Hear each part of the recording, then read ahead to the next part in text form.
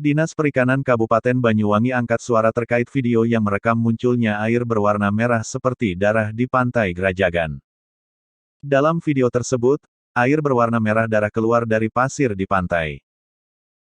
Menurut Kabid Perikanan Tangkap Dinas Perikanan Banyuwangi, Suryono Bintang Samudera, biasanya air berwarna merah di pantai disebabkan karena alga dan plankton yang telah mati. Ia menyebut fenomena tersebut fenomena red tide.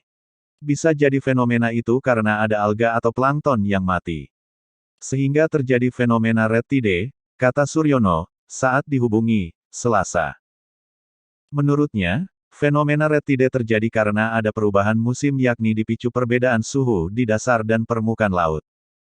Perbedaan suhu tersebut menyebabkan plankton dan alga mati.